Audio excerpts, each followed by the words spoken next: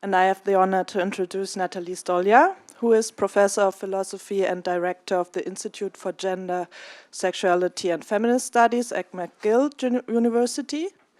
She's also appointed as a professor in the Department of Equity, Ethics and Policy of the Faculty of Medicine and Health Sciences. Her research covers three main areas: social and political philosophy, especially the notion of autonomy, feminist philosophy, and the philosophy of law. She has published many articles and book chapters, among others a book on autonomy, Relational Autonomy, Feminist Perspectives on Autonomy, Agency and the Social Self, and Autonomy and Equality, Relational Approaches. The talk she will be giving today is entitled Two Conceptions of Relational Autonomy. Thank you. Thank you so much. And thank you so much to the organisers for your impeccable organisation and for this wonderful conference. I want to start with a caveat. One is that I sort of feel like I've been parachuted in because I don't work in the history of philosophy, I don't work in German philosophy or Post-Kantian philosophy or Hegel, so please don't ask me questions like, why aren't you discussing Hegel, or what does Hegel say on page whatever, and how does it relate to what you're talking about, because I won't be able to answer you, I'm sorry. My work is mainly in contemporary political philosophy, and I'm going to admit right now that I do believe in some forms of liberalism. I don't believe in some of the sort of stereotypical forms that have been discussed very negatively over the last couple of days, but I do think that autonomy properly construed is a value, and that we can argue, successfully that it's a value. It depends, of course, on the conceptualisation of autonomy. So if we have a very problematic conceptualisation, then obviously it won't operate very well as a value. So one of the tasks would be to, from my point of view, to conceptualise the notion of autonomy so that it's useful for feminist goals and the goals that we really would want to achieve as ideal versions of liberal political philosophers. So what I'm going to do today is talk about different conceptions, or two different conceptions of what I call, and others have called, relational autonomy. And I hope that there will be some connections with what we've been discussing over the last couple of days. And in particular, I see some connections. I hope you see them as well. I'll just mention them before I start the talk. So it's been said in the last couple of days that autonomy is an identity concept. So I'm going to be thinking about that during this talk and wondering whether that really is the case. Another thing that's been mentioned is the many, many different ideas of autonomy in the discourse, in the many discourses out there. So obviously I'm going to be following some of you who've already discussed different conceptualisations or models of autonomy. So those are some of the themes. The other theme that I think is interesting that's come up is the distinction between agency and autonomy that came up in a previous talk. And I think that's a really important distinction. I don't think those two concepts should be run together.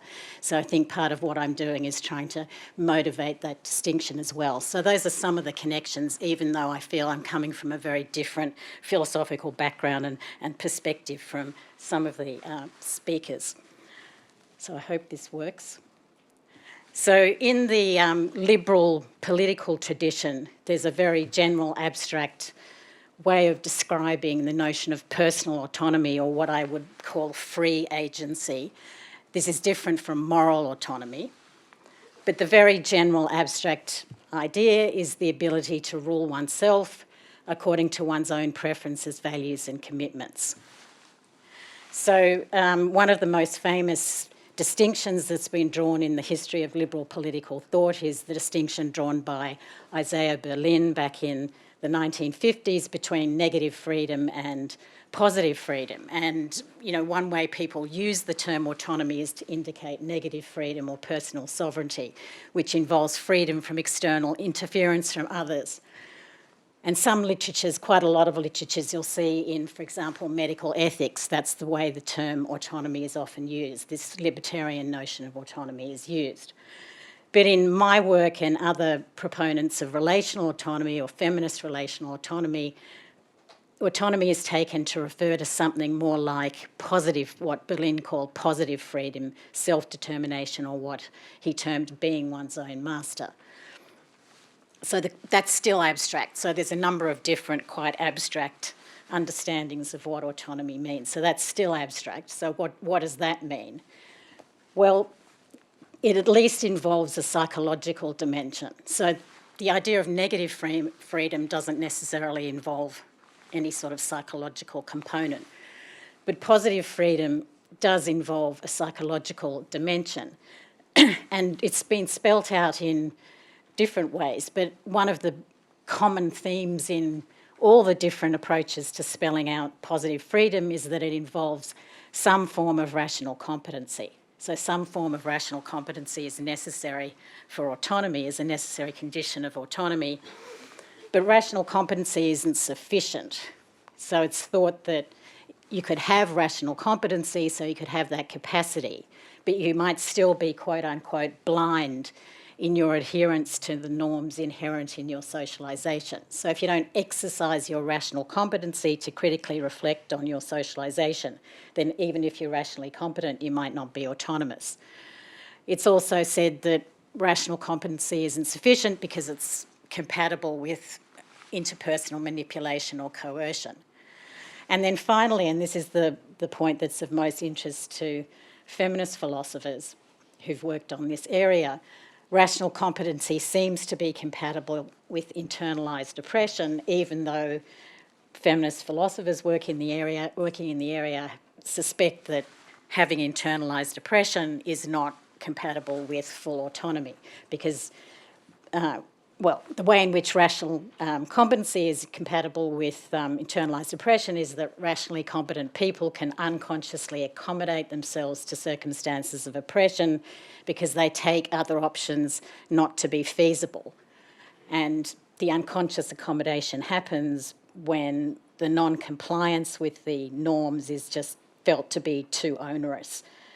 There would be too much negative stuff or consequences involved in non-compliance. So there's a sort of unconscious accommodation, and when that happens, when you end up internalising these norms of oppressive socialisation, then it's been thought that at least you don't have full autonomy in that sort of situation. You're unfree in some way. So the question then arises, what's the additional element that we need? What do we need in addition to rational competency? And there are a number of different answers in the literature that I work on. One answer is that we need authenticity, whatever that means, right? We need the thing called authenticity in addition to rational competency, and you see this in the work of many people, Gerald Dworkin, Diana Myers, Katrina McKenzie, John Chrisman, many people. So they state we need these two things. We need rational competency and we need authenticity, and that together gives us autonomy. Others take a different approach and they say, well, actually we need something like morally adequate options or non-domination. So examples of people who take those views are Joseph Raz and Marina Oshana. So different kinds of additional element. Now, where does relational autonomy fit into this? Well, the views that I just discussed, the mainstream, not all of them are mainstream, that is, I would say, standard or non-relational or non-feminist views, right? But there's a division among mainstream views. So the people who suggest that adequate options or non-domination are the additional conditions required for autonomy typically are what are called externalist theorists of autonomy. But those externalist theorists don't typically emphasise interpersonal or relational conditions, right? They do say that some external conditions are necessary, but they don't really talk about things like recognition or misrecognition or interpersonal attitudes or things like that. There are also internalist views that are mainstream. So, for example, Gerald Dworkin famously develops an internalist view of autonomy.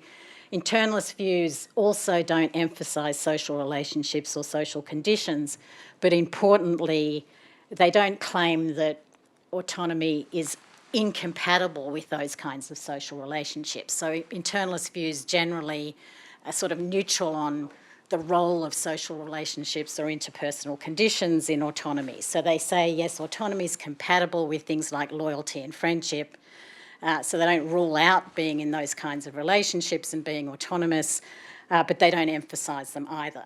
So the distinctive feature, in contrast to those externalist and internalist positions of relational approaches, is that they emphasise the role of the interpersonal and the social in autonomy. So they, for example, I mean, the topic of independence and interdependence has come up. So relational views don't, of course, rule out the idea of dependence on other people as being compatible with autonomy. In fact, they suggest that dependence is probably a key feature of being autonomous. And so more specifically, our relational approaches take the interpersonal and the social as necessary for autonomy. So it's not just that they, emphasise or have a shift in emphasis from these mainstream approaches. They actually want to argue that the interpersonal and the social are necessary for autonomy, but this can happen in one of two ways. So as my work and others' work points out, the two ways are that the interpersonal and the social can be either causally necessary or what we've called constitutively necessary. And this was expressed by Marilyn Friedman in a paper back in the day.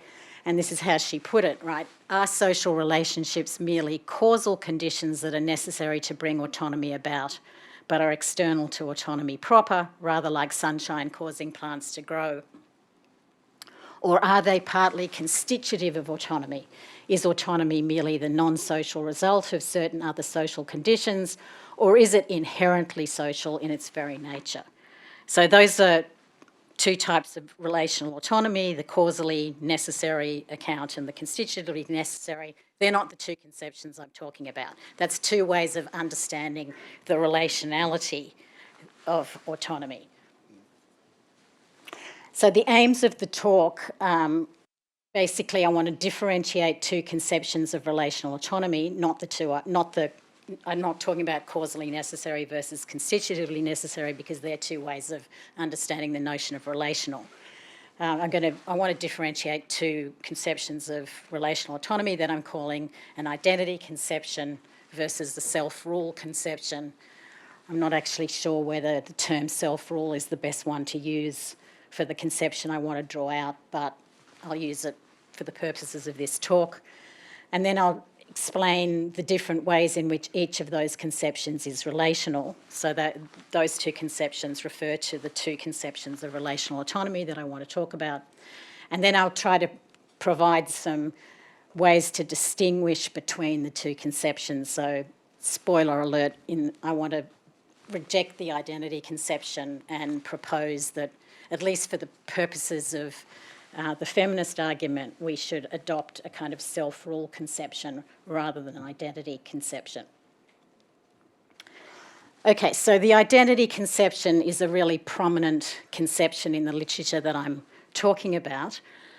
And the idea is that an autonomous preference or decision, or an autonomous person who's one who acts on the basis of preferences and decisions that are genuinely their own. And what that means, so remember I said that's an abstract way of talking about it. Well, to specify that, this autonomy or identity conception, this identity conception of autonomy says that a person who is acting on the basis of preferences and decisions that are their own is acting on the basis of their true or authentic self, their true character or practical identity. So here are two quotes that give you an idea of what I'm talking about. First one's from John Chrisman and Joel Anderson. You can read it while I'm having this water.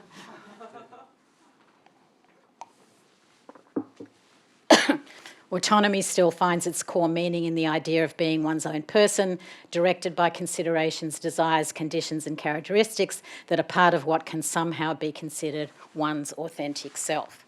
And then Friedman says, autonomy requires critical reflection, which results in affirmation and reaffirmation of a person's values and commitments, so they become part of the perspective that defines her as the particular person she is and embodies the nomos of herself.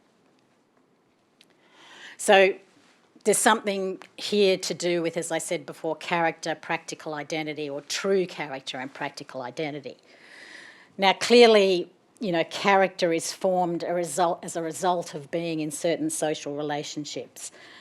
So as Annette Beyer put it back in the 1980s, people are all second persons, essentially successors, heirs to other persons who formed and cared for them.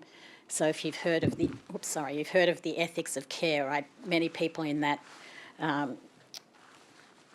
who adopt that theme in philosophy and feminist ethics refer back to Beyer's points. And then Charles Taylor, this is the most I'll say about Hegel, it's through Charles Taylor, who's my colleague or was my colleague at McGill. Taylor says we define our identity always in dialogue with, sometimes in struggle against, the things our significant others want to see in us. So obviously these ideas tell us that being in certain social relationships, such as those with parents or teachers, is necessary in a causal sense. So in that first sense I talked about, to produce a person's character or practical identity, and to the development of capacities, such as their deliberative capacities. So if we just take that as a given, which I'm sure everybody here, that's kind of obvious, right, we take that as a given. But one of the issues then for autonomy theorists in the tradition I'm talking about is that some people seem to be in the grip of their socialisation, right, rather than being autonomous or self-governing with respect to their socialisation. So a common example in the feminist literature is an example of somebody who seems to be governed by gendered norms and is so deeply sort of committed to those norms that they become subservient.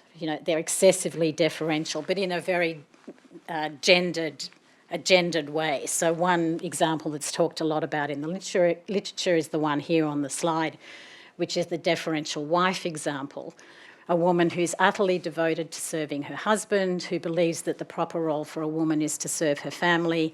Much of her happiness derives from her belief that she fulfills this role very well. No one is trampling on her rights, she says, for she's quite glad and proud to serve her husband as she does. So it's a kind of civility that's problematic from a feminist point of view because it seems to be a gendered form of civility, right? It seems to be a response or an internalisation, going back to what I said earlier about internalised oppression, internalisation of oppressive socialisation. So one of the main issues for feminist discussions of autonomy is to try to work out whether or not that kind of what's been called deep deference indicates that she's in the grip of the norms of female servility and deference, or whether she's not, right? Is she genuinely self-governing with respect to those norms, or rather is she in the grip, or is she a case of somebody who's been deeply socialised because she's deeply deferential? The lights really do bother you sitting up here. So the question for the identity conception is how to differentiate autonomous character formation from non-autonomous character formation. That sort of seems to be the key problem as far as I understand it for the identity conception. So there's no argument that characters are formed relationally, that social relationships are necessary for the development of character and for the deliberative capacities that we appear to need for autonomy. But the question is, how do we differentiate autonomous character formation from non-autonomous character formation? So this comes back to the idea of authenticity. So authenticity is proposed to differentiate rationally competent agents who are autonomous from those that aren't. Remember, I said that authenticity is one additional element that's offered, or one possibility for understanding the additional element of autonomy that's offered additional to rational competency. So again, unpacking, so it's sort of, going down level by level, right? Authenticity, what on earth is that? Different ways of spelling that out. It's often thought of as what could be called considered evaluative perspective. So somebody who's critically reflected on their values, right, has an authentic perspective on those values.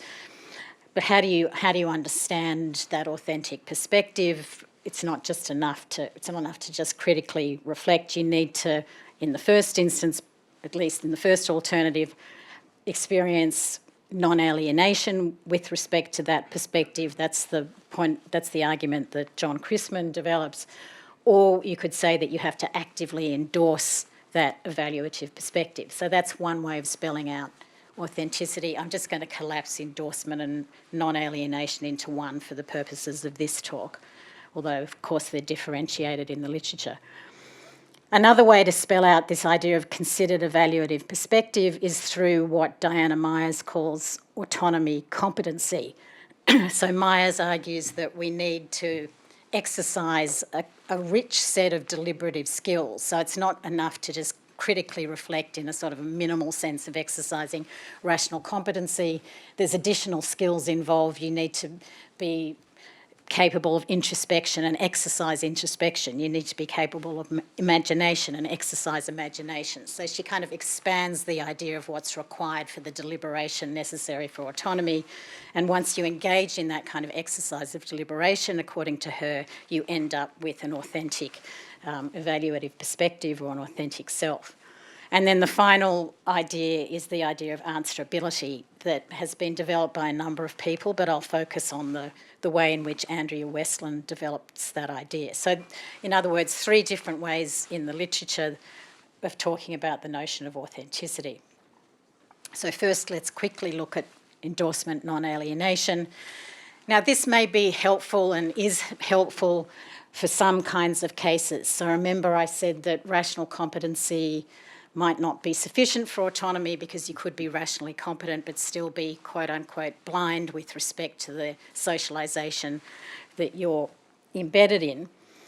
So endorsement, non-alienation, those tests do seem to be quite helpful for differentiating that kind of case from people who are autonomous. So, you know, if you've been brought up with a particular kind of, let's say, religious upbringing, right, it might be sufficient to be autonomous with respect to that religious upbringing to go through a process where you critically reflect on the values inherent in that upbringing and endorse those values.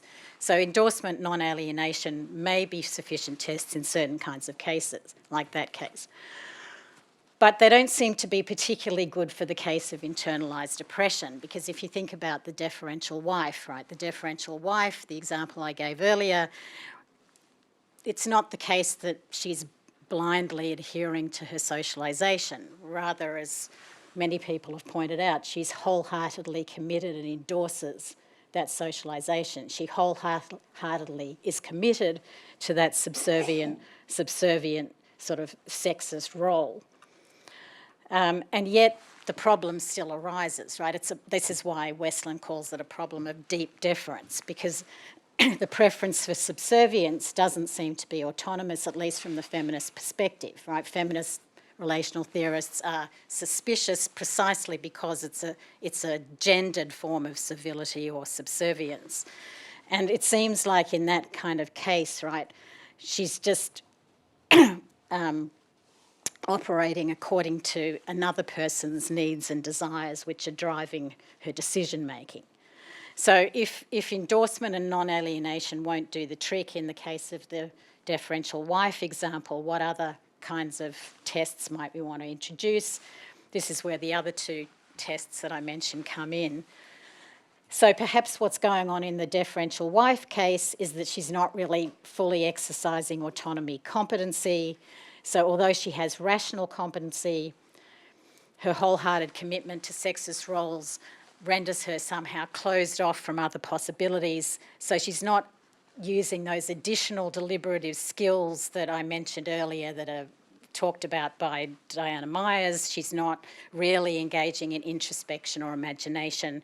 As Mackenzie puts it, she's not really imagining herself otherwise. And if she's not exercising those deliberative skills, then the self that she's come up with, right, isn't really adequate to be authentic.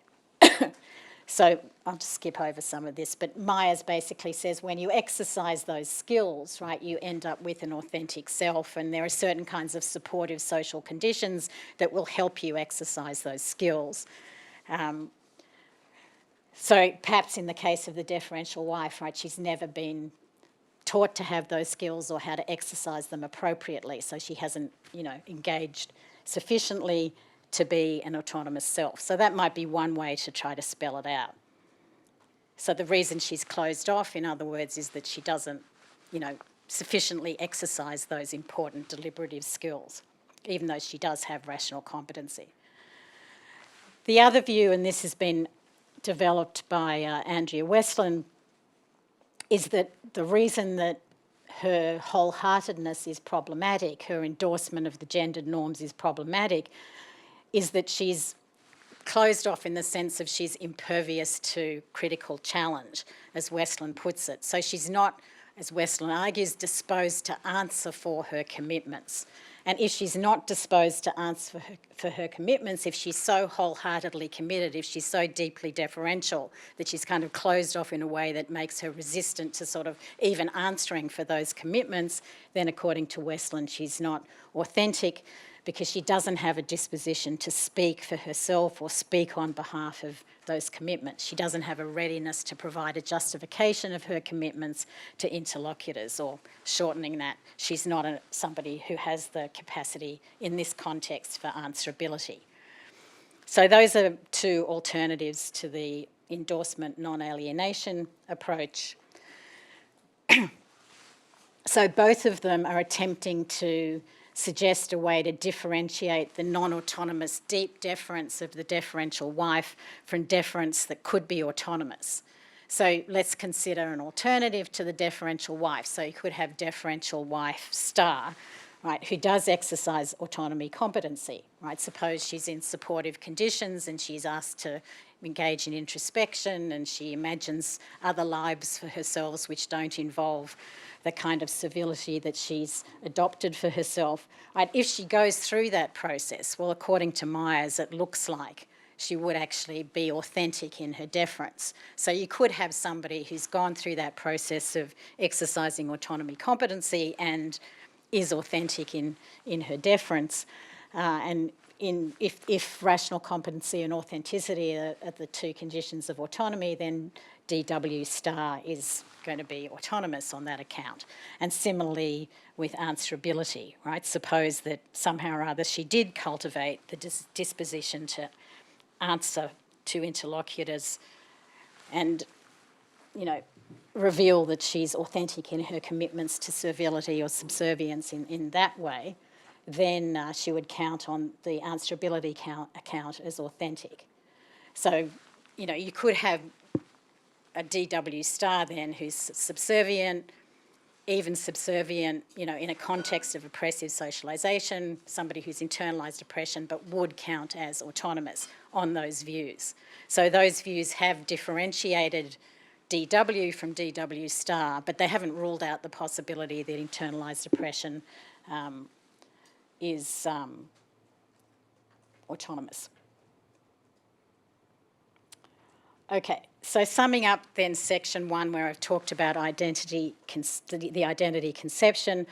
On this conception, this notion of authenticity spelt out in one of the ways that I've mentioned is the additional condition that differentiates rationally competent agents who are autonomous from those that aren't. Both of those approaches, autonomy, competency and answerability, do a better job than the endorsement non-alienation tests, which are both pretty weak tests. And I'll say more about them later, but the point to notice here is that both of those tests are relational, but they're relational in a causal sense, or at least initially.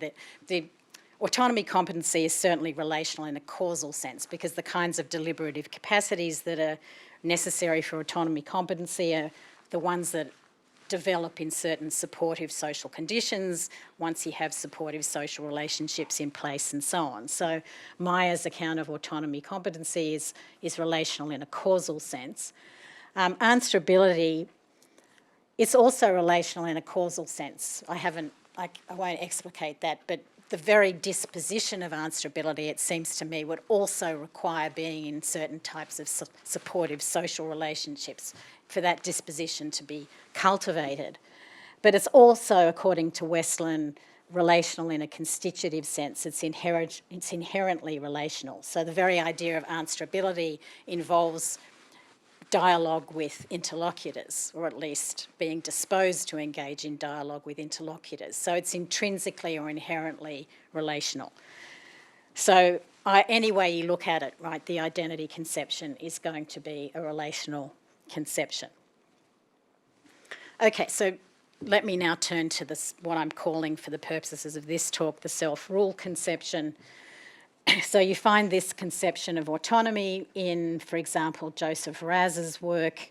He mentions the ideal of autonomy is the vision of people controlling to some degree their own destiny, fashioning it through successive decisions throughout their lives. Now notice no mention of authenticity, no mention of identity or anything there. And then Oshana, who adopts some of the Razian view, not all of it, and comes up with her own view, says that autonomy requires what she terms practical control, or de facto power and authority over choices and actions significant to the direction of people's lives. And at a minimum, she says, this requires security from arbitrary social control, or whatever it takes for an individual to shield herself against or be shielded against, and to challenge the arbitrary attempts of others to deprive her of de facto and de jure power. So in the self-rule conception alternative, it's not lack of authenticity that interferes with autonomy, but rather being in certain external conditions or being subject to certain interpersonal attitudes. So people are non-autonomous in such cases because their wills are under others' direction and control, right? They're, for want of a better word, heteronymous, right? They're under the direction and control, or they're at the beck and call of somebody else or other people. And again, like the authenticity conception, there isn't unanimity in this literature of what that actually might mean. So let me just go through 3 different possibilities.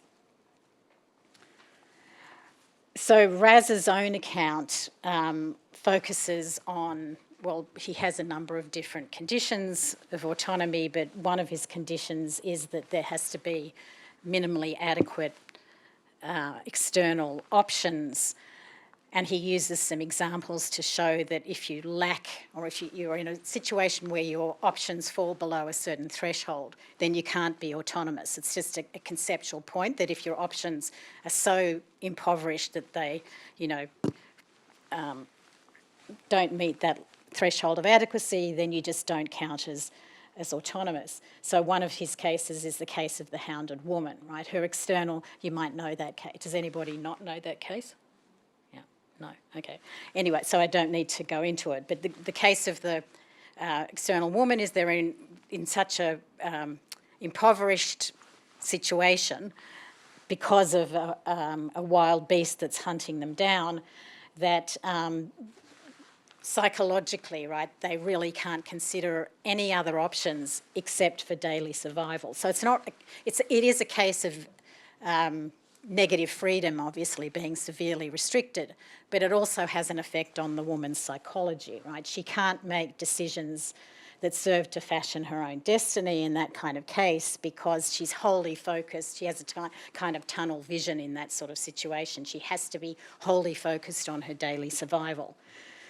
So in that case, it's not social opportunities, but very restricted social opportunities can have the same effect. So if, we think about the historical situation of women, even in Western cultures, right, they were offered very, very few options for how to lead their lives. They could only choose, let's say, between nun or wife, and if that was the case, right, that the range of options that were available to them were just below a threshold of adequacy. So in that kind of case, right, being autonomous or leading an autonomous life was simply ruled out for those people. So that's one way of thinking about it.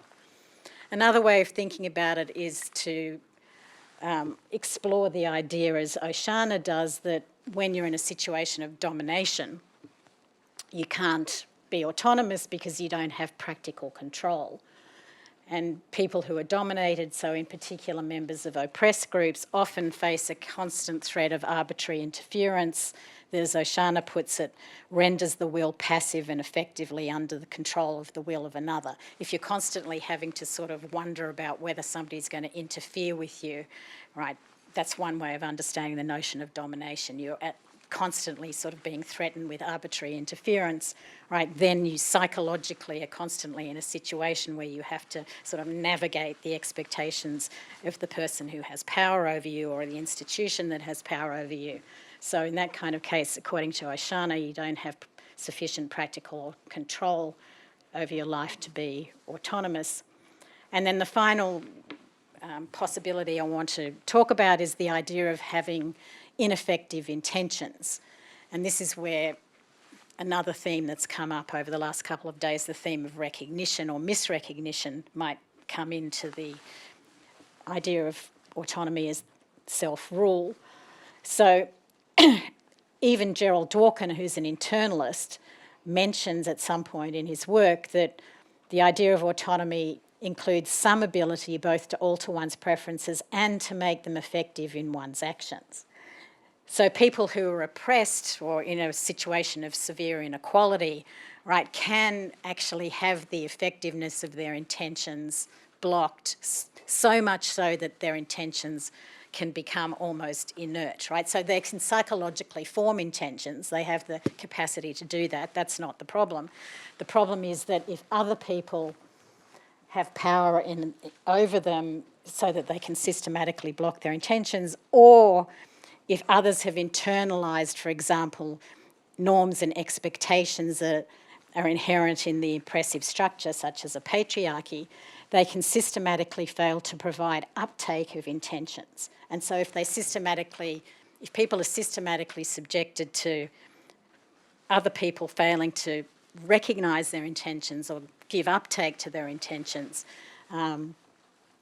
then in my view, as I've developed in another paper, they can have their autonomy impeded.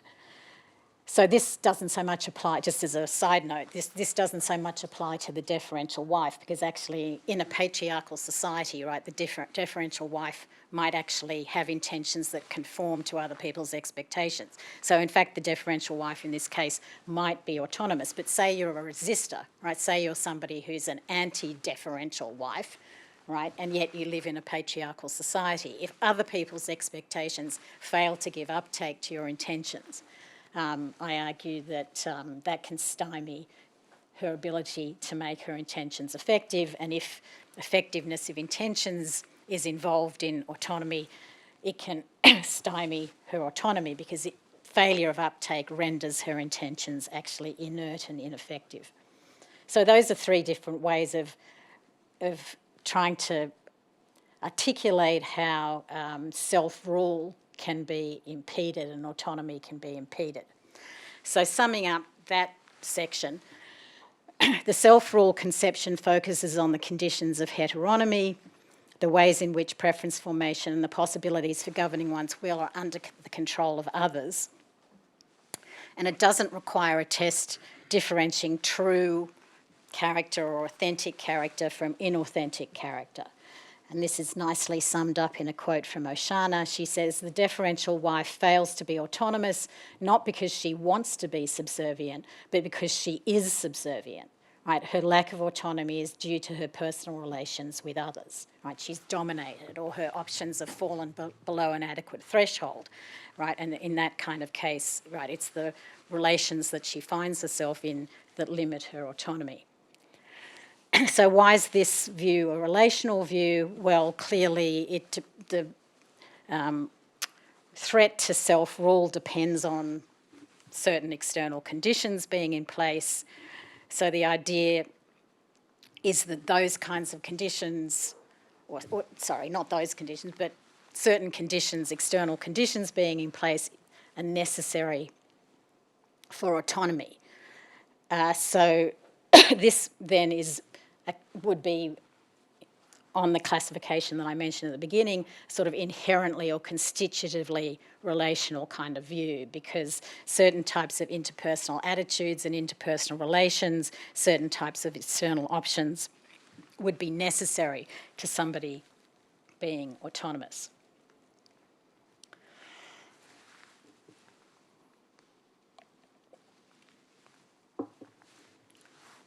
Okay, so I've tried to elaborate those two conceptions, and I've tried to show you that both those conceptions are relational conceptions. So then the question becomes, which one is the better account of autonomy? So this is the more tentative part of what I want to do in this talk. But I do think there are some reasons for, at least from the perspective of trying to understand why internalised oppression is problematic for autonomy, there are some reasons for adopting the self-rule, what I'm calling the self-rule conception, over the identity conception. So first, there are a number of objections, I think, to the identity conception view, even though it's a very popular view in the literature. So one objection is that the identity view is supposed to solve a problem, right? So if you, I don't know how much of Westland's work you might have read, but she talks about how attributing non-autonomy to people who are deeply deferential or subservient, or people who wish to adopt subservient sexist roles, attributing non-autonomy to them would be a kind of disrespect. It would be a kind of denial of agency. And so she introduced, this is just Westland, but she introduces the test of answerability to differentiate between agents who are answerable yet deferential and those who are not answerable. The ones that are answerable are autonomous, the ones that aren't answerable are non-autonomous. Now, if the solution is to avoid the attribution of non-autonomy because that involves disrespect, then carving out a category of deference that doesn't constitute damaged agency isn't really good enough. Because let's think about the original deferential wife, right? Wouldn't it be disrespectful to attribute non-autonomy to the original deferential wife, right? Let me just remind you, right? The original deferential wife is somebody who isn't answerable, who's somebody who doesn't exercise autonomy competency. And so we could legitimately, on those grounds, if we apply those tests, attribute non-autonomy. But if attributing non-autonomy is effectively denying that person's agency, why is it legitimate to disrespect that person or deny their agency? I mean, as an aside, I think there's a distinction between agency and autonomy, but that's the aside. But my point here is that the authenticity view, at least in the way Westland understands it, is meant to solve a problem, but it doesn't solve the problem overall. It only solves the problem for the people who actually pass the test. So that's one issue. Another problem, I think, is this idea of authenticity and trying to elaborate a test of true character, right? This seems to me to be problematic, not for the kinds of reasons that people have historically talked about. I mean, I don't think that, that what the problem is that these authors are presupposing some metaphysical thing that doesn't exist. It's not that problem. That's a common objection to the notion of true character, but that's not what I'm talking about. I'm suggesting that even deferential wife, right, could be authentic in her civility if we think about authenticity in a different way. So as other writers have pointed out, the idea of character could be revealed in considered evaluative perspective, and that involves exercising rationality, judgment, critical reflection, etc. But character could also be revealed through, let's say, emotional dispositions, or what others have called cares. I think that goes back to one of the things we were discussing yesterday. Maybe there's too much emphasis in some of this literature on rational processes and judgment and things like that. So why is it, if we get away from the autonomy literature for a minute, and just think about the idea of authentic character, right? That why couldn't that be revealed through people's emotional dispositions? Why do we need to make that rely on some sort of capacity for judgment or critical reflection or considered evaluative perspective? So perhaps it's not so much that DW and DW star are different in that one has a true character and one doesn't, but rather that they have just different forms of agency. So that's something I haven't spelt out a lot, but might be worth spelling out in more detail. So those are some objections to the authenticity view. Another reason to think that the self-rule view is the better view, right, is that it seems to me that even if we accept those tests of authenticity, right, authenticity is not sufficient for autonomy when we think of autonomy as a freedom concept. So having certain forms of identity or authenticity does not rule out being psychologically unfree, or as I say in point 2 here, it seems that authentic people can be psychologically unfree. So if we contrast the deferential wife with, let's say, the anti-deferential wife, the one I mentioned very briefly, with someone who rejects patriarchal norms but lives in a patriarchal society in which she lacks social opportunities, is dominated, and her intentions are systematically ineffective because they receive no uptake, right? She may very well be authentic in all those ways, right? She may have exercised autonomy competency and has come up with a, set of values that reject subservience and civility, right? She may well be answerable. She may endorse and be non-alienated, etc. So on all those tests of authenticity, she may well be authentic. But it seems that because of those reasons I just mentioned, right, she's still going to be psychologically unfree despite her authenticity. So it doesn't seem to me that authenticity is sufficient for autonomy when you emphasise autonomy as a freedom concept. And then finally, I also think the self-rule conception delivers the right answer from the feminist perspective in the case of differential wife. Not differential, it's getting too late. Deferential wife. Deferential wife. So why do we think, why are we worried? When I say we, I mean feminist philosophers who think about this stuff. Why are we worried about the deferential wife case or other kinds of cases like that? It doesn't have to be this case, it could be other case. It could even not be a sort of strictly speaking, gender-related case. It could be related to any kind of problematic socialisation under unequal circumstances. But the reason we're worried about these kinds of cases is that it seems like the oppressive socialisation has produced the internalisation of these norms, right? It's the background of oppressive socialisation. So deferential wife seems to be problematic as a case when the background against which she forms her preferences is patriarchal, because she's internalising the norms inherent in the social context to which she's been exposed. So I'm just repeating myself here, but the social context causes her to endorse subservience by hypothesis, and this is why we're worried about it, right? If you think about it counterfactually, like if she wasn't in that situation of oppression, if she hadn't been, subject to oppressive socialisation, maybe she wouldn't want to endorse or, take on the subservient role. So that's the problem. It doesn't seem like it would be a problem, or at least it wouldn't be the same type of problem if in a fully equal society where those hierarchies didn't exist, somebody decided to be subservient in the same way. It might be strange for somebody to be that obsequious, right? You might want to criticise their psychological states, their self-esteem, whatever.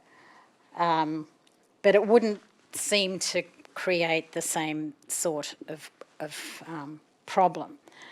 So it seems to me that, it's the fact of the oppression, right, that causes us as feminist philosophers to be worried about that kind of case. And the self-rule conception that I've tried to develop, right, focuses on the conditions of oppression as precisely the conditions that undermine the autonomy. So it seems to me that it gives us the right answer, even though it leaves open the possibility that in some cases that are completely unrelated to oppressive contexts, right, you might have somebody who chooses subservience but is counted as autonomous because they're not in the conditions of oppression that I've just outlined. So I think I'll leave it at that. Thank you very much.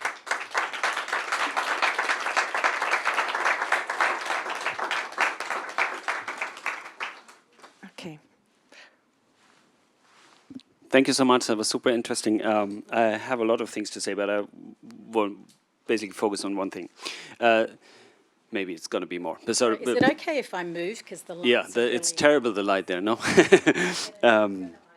I wanted to ask you why you're so keen on saying it's either the one or the other and we shouldn't embrace both. So I sort of think that it's sort of, they complement each other in a particular kind of way. I think the self-rule account highlights that we should, we should relate to others such that we are not making their intentions ineffective, that we are basically attuned to them and to them so that there is uptake. So I think that's absolutely right. But I don't think it follows from that that we shouldn't assign value to how people perceive their situation, how they feel about their situation, how they and encourage them also to reflect on it and explore it. So I think these two things are both good. So I wasn't quite sure why you want the one and not the other. And it seems to me also maybe that the term identity is a bit too much. Because I think in a way what we want people, we don't attack them on their identity. So I don't know, I'm a conservative housewife or something. You just want them to, so like, how do you really, you want them, how do you really feel about that? And that brings me to this problem of, I think one of the things that makes the identity view so tricky is that who are you answerable to? Because these are really tricky kind of conversations to have. And you wouldn't open up to everyone about that, and you need a safe space for exploring that. So it's almost like, I think, I was wondering who could that be, in a way. But the main question I had is sort of, why do you think it's the one or the other? Yeah, thanks a lot. Yeah, I guess I'm agnostic on that. One of the reasons I differentiated them is because some argue that not only is authenticity not sufficient for autonomy, it's also not necessary, right? So if it's not necessary, then you do have to have one or the other, I guess. So that would be one answer to the question. The other answer to the question is, I guess I don't feel like I need to rule out the idea that critical reflection is valuable in order to adopt the self-rule conception. I mean, it might very well be valuable, and in fact, it's important to, it is valuable and important to sort of engage in introspection and all of that and come up with a robust sense of oneself and what one stands for and all of that. That's absolutely true, it's valuable, but whether or not that's to do with one's freedom is, I guess, the issue I haven't sort of resolved in my own mind. And from the point of view of political philosophy, it seems like a very high bar to try to sort of suggest that not only do the social conditions have to be there to enable people to do that, I guess this is a Razian point, to enable people to do that, but they also actually have to do that in order to be autonomous. I'm just not sure that in order to be autonomous in the freedom sense, you actually have to go through that process. While it may very well be valuable to do that, I'm certainly not denying that. So I guess the two answers. Next question from Elena. Thank you. This was very interesting. I have two, but I'm gonna maybe stick to one if there's many. Or keep it short. It's a curiosity that comes from a mistaken expectation I had from your talk, from Oh. the relational, but just that was just completely my misunderstanding.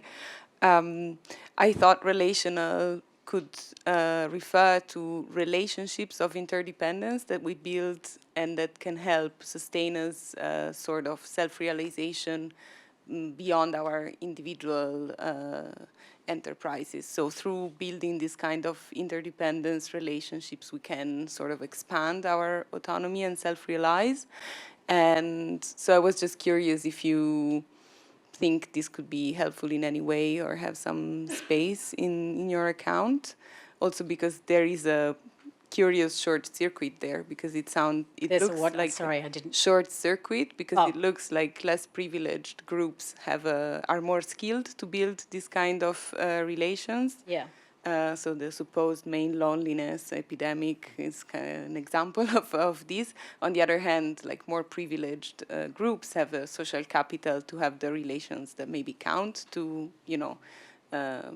make it in the world or have success. So I was just curious if you, and I'll stick to this one since I've been quite long. Yeah, I mean, I don't know if I have a direct answer to your question, but I guess I certainly wouldn't deny that self-realization is also a relational idea, that you can't really engage in introspection or come to know yourself, or however you want to put it, without being in supportive relationships. And obviously, I mean, if you think of people who've been in traumatic situations, for example, that sort of capacity kind of breaks down, and they have to sort of build it up again by, let's say, being in supportive therapeutic relationships or something like that. So to come to have a strong sense of themselves again, they need that. So yeah, I completely agree with that. I guess my question, and it's really more of a genuine question, is that what we want to require when we, as political philosophers, want to protect this value of autonomy? Does it have anything to do with self-realization in that sense? That's, I guess, the question. Yeah. Does that answer you, or? Yeah. Yeah, thanks so much. First, just a comment. So I wanted to say I very much appreciated the main thrust of the argument, what you focus on, these two forms of relational autonomy, and highlighting the self-rule conception, because it seems to me that in this discourse about autonomy that we become ever more challenging with regard to the question of authenticity. And do you really, is it really wholehearted or not? Is there maybe some part of your mind that's not fully on? So we are very focused on that, and rather not really focused on objective conditions limiting our autonomy. That are part of the self-rule conception. And the case that you mentioned, I found really striking, of someone that is just running from task to task. If you ask them, are you autonomous? They wouldn't even know what you mean in a certain sense. They don't have time to ask the question whether they self-rule in this way, because so many things are thrown at them. And so I think I really appreciate focusing on the objective conditions of autonomy in this way. So I think that is really helpful. I have a question with regard to two things that are much further in the background, but I'm just interested how you would describe this. So the first question is, the whole discourse on relational autonomy is inspired by a feminist criticism of the notion of autonomy, and the way in which it is somehow skewed, modeled on a certain kind, on the male model in a certain sense, right? But you don't draw the conclusion from it, as you also mentioned in the beginning, that we could discard or should discard the notion of autonomy. We rather want to rebuild it in another way. Yeah. And I was just curious to hear your thoughts on why you think it's instrumental not to give it up. So, and the second question also very much in the background, but you pointed to it, the question of this, the way in which the relationality factors in here. You distinguish the causal dimension and the constitutive dimension. I would be very interested. So I took you to be more on the side of the constitutive dimension, and so I think. We'd just be curious to hear some more on it, because it seems to me if we do take it constitutively, then the whole idea of autonomy really shifts and changes. If the relationality is, I mean, maybe I'm wrong. We are not supposed to ask Hegel questions, but you know, there's this. So Hegel is often read to be a theorist of social freedom. So where, in a certain sense, the kind of social relations we have, that's the instantiation of autonomy. It's not a purely individual question. And so if relationality is constitutive, then it seems to me to move into the same direction. Yeah. Yeah. Thanks. Okay, yeah, you're absolutely right. I don't reject the idea of autonomy. I mean, I actually think it's a mistake to think that relational autonomy theorists are rejecting liberalism. I actually believe in the value of autonomy, but I feel like we have to conceptualise it in what I would consider to be the right way. And I guess the reason I think it's important, I mean, other people have talked about emancipation and so on. I mean, I guess because that was the motivation back in the day when I started thinking about this sort of stuff, that, you know, it seemed to me that you really can't have a certain type of emancipation without autonomy. So why jettison the concept? You know, why not try to re-characterise the concept in a way that doesn't, you know, caricature it? So the idea of autonomy as this kind of masculinist ideal, or, you know, a really problematic ideal, that seemed to me to be more of a caricature than anything else. It wasn't really getting to the heart of, you know, what the problem of being a member of an oppressed group from the political point of view is. So, yeah. So I don't know if that's a satisfactory answer to the first question. Just remind me again the second question. Constitutive. Oh, constitutive. Yeah, I think I am moving towards that, yeah. Yeah, maybe it's, yeah. Yeah, I mean, I think Raz would turn over in his grave if you called him a Hegelian, but, you know, but certainly, you know, that kind of externalist perspective is a constitutive perspective. And, yeah, I do feel that if you don't stand in the right sorts of relationships with other people, yes, you can't be free. Yeah. So, I mean, I guess another issue I have is what's the difference between freedom and autonomy? I mean, this hasn't been, you know, I think autonomy is a kind of freedom, but I mean, there are other kinds of freedom. So, for example, negative freedom is not the same as autonomy. Maybe you can be negatively free without standing in social relations with people. But I don't think you can be autonomous without standing in social relations with people. And that's maybe for two reasons. It's for both the causal reason and the constitutive reason, because autonomy requires certain types of capacities, right? And you have to be in relationships for those capacities to develop. But also, if, you know, your relationships are too impoverished, then you just can't be autonomous. Yeah, so, yeah, I don't, but thank you for the questions. Thank you. Oh, okay. Thank you so much for your interesting talk, and I'm. Oh, sorry. Thank you. Yeah, I couldn't see where the voice was coming from. Of course. Yeah, I'm very sympathetic with your arguments against the identity conception. Right. And so I've just one thing. I tried to get it focused, my question, because I'm a bit confused. So I tried to get it together. Sure, yeah. So as I understood you, the self-rule conception basically has two arguments. Like the first one, that people controlling their own destiny was the first thing, as I understood, right? Or maybe. Well, that slide was. That was more just examples of people who I take to be promoting or advocating a self-rule conception, because, you know, when Raz talks about controlling your own destiny, self-realisation and, you know, authenticity and those kinds of things don't come into it. Yeah. Okay. Maybe I ask from a different perspective. So, because we were talking a lot, or you were talking a lot about the example of what we could call the trad wife. Exactly. Example. Yeah. Unfortunately, I was talking to somebody. I don't know if they're here.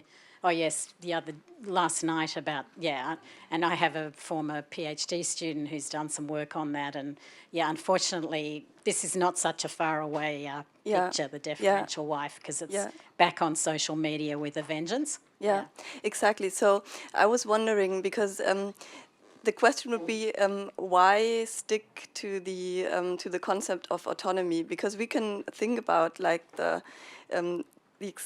it seems to be the opposite example of the trad wife example, the woman who acts in a very non-subservient way, like we can see in music videos. She's dressed like she wants, and she's dancing like she wants, and she's behaving, and so on. Yeah. And at the same time, I mean, it's not my point of view. No. But you could say that the woman acting like that is somehow in the same position as the trad wife. Because she's representing a gendered norm that a special way we think about being feminine. Yeah. And then I was wondering how we can how can we decide who is acting in a way that is a self-rule acting way, or then it seems very hard for women to, I don't know, to be self-ruled, because we can always, it seems we can always say that there's something strange behind their way of acting. No, thank you. Thank you. That's a helpful comparison. I think the subservient woman is a clearer example, simply because there's a hierarchy built into that. So it's very clear that she seems to be attributing sort of a second-class moral status to herself. So it's harder to characterise why that other case of internalised oppression could be non-autonomous. But it might turn out that it's not. Actually, it might turn out that on the view that I just mentioned, on the self-rule view, it's actually not. It would depend how you spelt out those external conditions. But so I guess you'd have to ask yourself, are the norms that woman has internalised sort of somehow subscribing to promoting this social structure in which women as a group are attributed second-class status? I mean, maybe you could make the connection that way, or there's some inherent inequality. So maybe not all gender stereotypical norms are advancing the kind of inequality that clearly in the deferential wife case there seems to be, in evidence.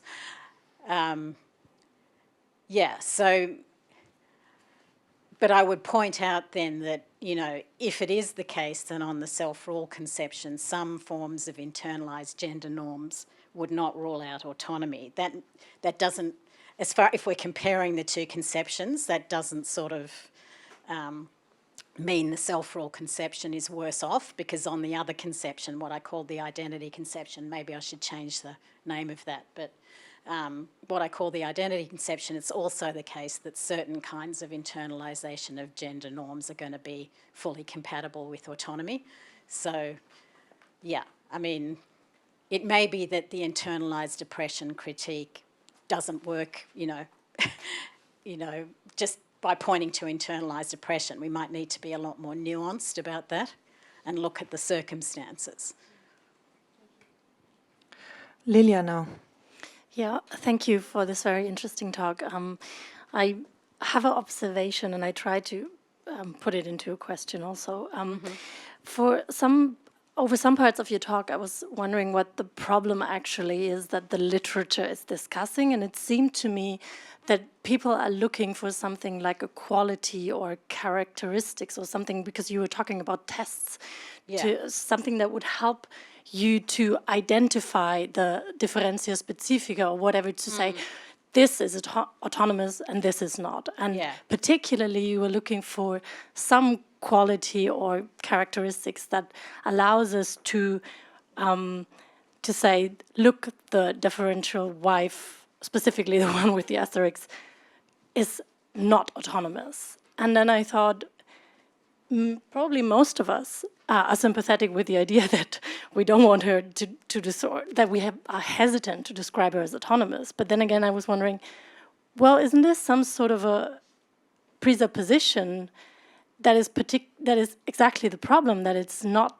that obvious that there is some characteristics that we should presuppose in a definition of autonomy, and that maybe it's just part of autonomy, and that's probably part of the topic of the conference, that there isn't just one characteristics, like being answerable or being authentic or whatever, that helps us to rule out some ways to live, to act, to be, and to accept others. Yeah. So is that part of a problem that is interesting for you, or is it just maybe looking from the outside? Yeah, one thing to say is that autonomy isn't the only value, right? So if we say somebody, is living a life that's non-autonomous, it doesn't, I've got no reason to think they're not living a valuable life. There may be other ways of living a valuable life. So that's just one thing to say.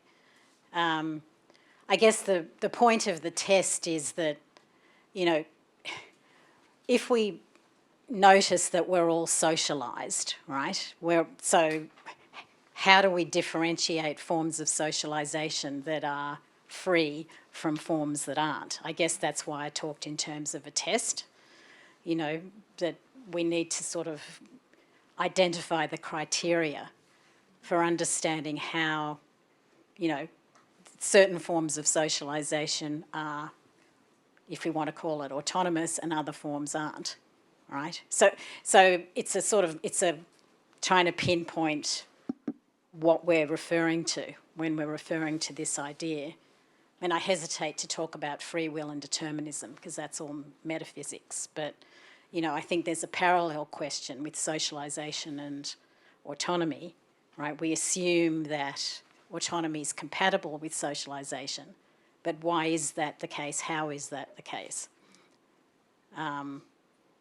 That's, part of the reason I think it's important to identify a test, for want of a better word. There may be more than one test. You're right about that. Yeah. Yeah, we have 8 minutes left, and a question from Terry Pinkert, and I would like to ask a question then too.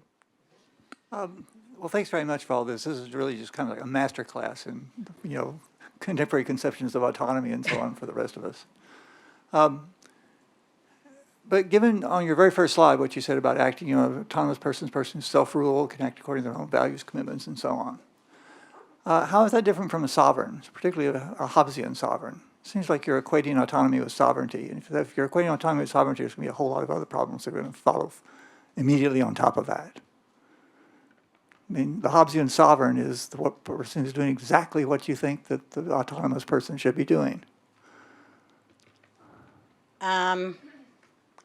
Well, I thought I was differentiating the idea of personal sovereignty from autonomy, because personal sovereignty is, this idea that others shouldn't be interfering with some domain around me. It's more like the negative liberty conception.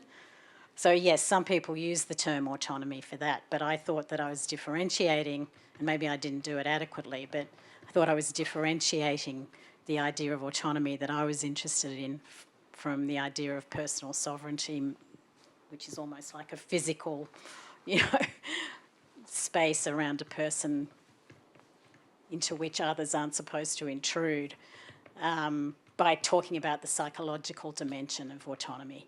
I think it's hard because Yeah, I mean, that's how I differentiate autonomy from, let's say, negative freedom. I think there's a psychological dimension.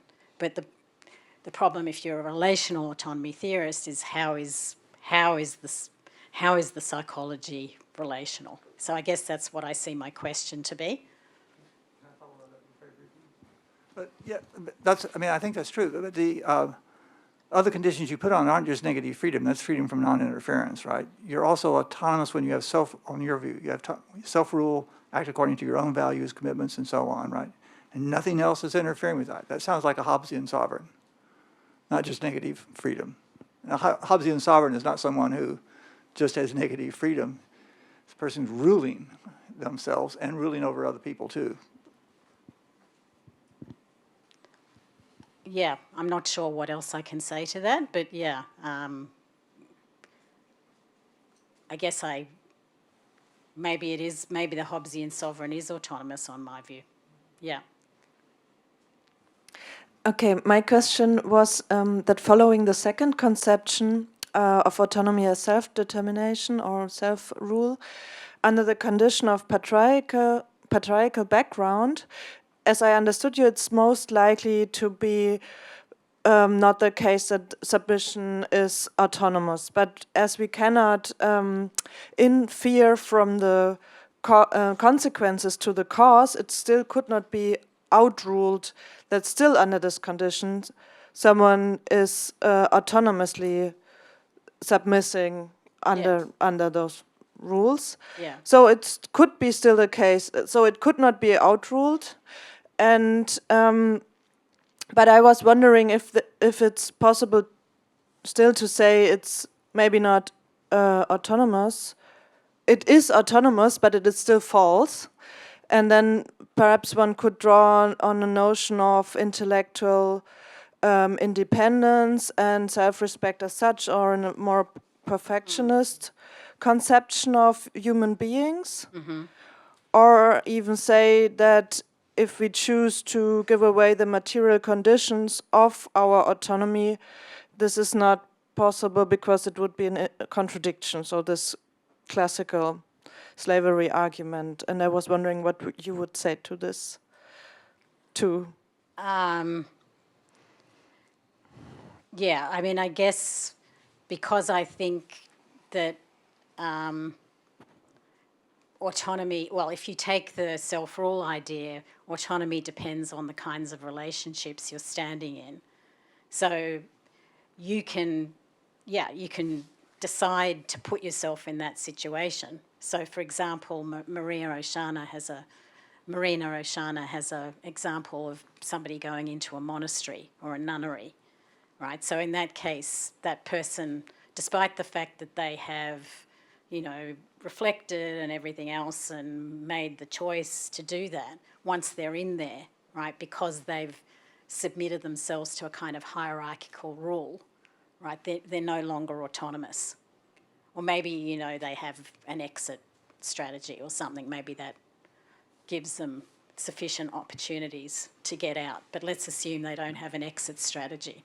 So a dread wife who is rich could be autonomous because she is rich on her own and could get out of that marriage. Yeah, I mean, I came to the conclusion, the trad wife case is, she has, the problem there is that you would have to, she's probably subject to certain kinds of conditions of domination, I would say. If you really are a trad wife, right, what you've done is you've, given over power to the husband, so the husband is in a position of domination over you. So if the husband's in a position of domination, no matter how wealthy you are, right, then you'd have to look at the case, I guess, but no matter how wealthy you are, I mean, if you really are a trad wife, you've probably signed over your money as well. But if you're in a situation of domination, then you would not be autonomous. But if you aren't in a situation of domination, you probably still have the possibility of autonomy in that situation. Yeah, I'd say that's, but yeah, you're right. And this brings up Isabel's question as well. I mean, there's something unsatisfactory about the conclusion which says that no matter how immersed you are in gender norms, like the trad wife case, it's possible if you're not dominated, if you have sufficient options, you know, it's possible that you could be autonomous. But maybe that's just the bullet we all have to bite, so to speak. And, you know, it's also going to be problematic on the identity conception, because on the identity conception, somebody who's internalised all those gender norms, like the trad wife, has the possibility for being autonomous as well, as long as they're answerable or they've exercised autonomy competency. So 1 minute left, but I think, are there any more questions? Yeah, okay. Thank you very much.